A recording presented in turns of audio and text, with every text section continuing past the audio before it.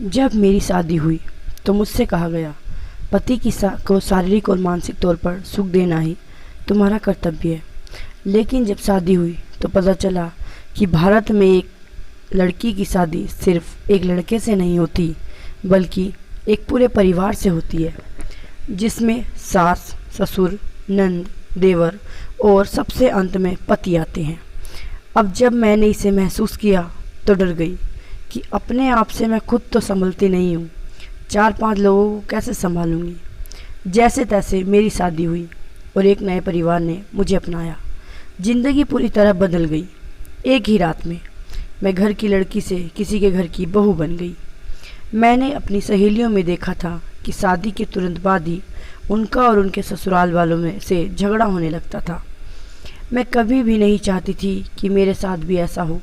शादी के कुछ दिन सब ठीक चला, लेकिन कुछ समय बाद घर के लोगों की नज़र में मैं खटकने लगी थी।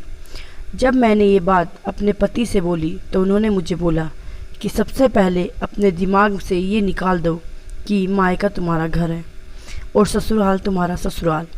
असल में ये ही तुम्हारा घर है। जितना जितना खुल के रहोगी और बाकी लोगों को समझाने की कोशिश करोगी तुम्हें उतना आसानी होगी। और यही बात उन्होंने घर के बाकी सदस्यों से कही कि ये इसी घर की सदस्य है। अगर इसे गलती हो तो इसे समझाओ, अगर इसे समझ ना आए तो इसे डांटो और मुझे भी बोलो। अगर तुम गैर होती तो घर का कोई सदस्य तुम्हें डांटेगा या समझाएगा नहीं।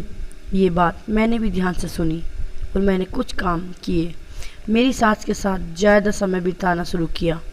उन्होंने समझने की कोशिश की और मुझे समझ आया। जो औरत पिछले 40 साल से घर संभाल रही थी, वो कभी नहीं चाहेगी कि उनसे ये हक छीन लिया जाए। इसलिए अब मुझे कुछ भी न करना होता तो मैं उनसे पूछती। पता होता कि वो कभी मना नहीं करेंगी, लेकिन फिर भी उनसे पूछकर हर काम करती। इससे उन्हें यह एहसास हुआ कि आज भी घर में उनकी कद्र हो रही है। काम भी मैं अपनी तरफ से कर देती। अब मैं घर में सास की फेवरेट थी। मेरी नंद से ज़्यादा मेरी सास मुझे मानने लगी। सास खुश हुई तो पापा यानी मेरे ससुर भी तारीफ़ करते। सास खुश तो पापा खुश। अब बचे नंद और देवर। उनके लिए कुछ ज़्यादा नहीं करना पड़ा, बस जो उन्हें खाना हो वो बना दो, और अगर कभी मन ना हो करे तो मम्मी जी से बोल दो। फालतू खाने की डिमांड कर रहे हैं और इसके अलावा दोनों मुझसे छोटे हैं, तो एक दोस्त जैसा व्यवहार किया।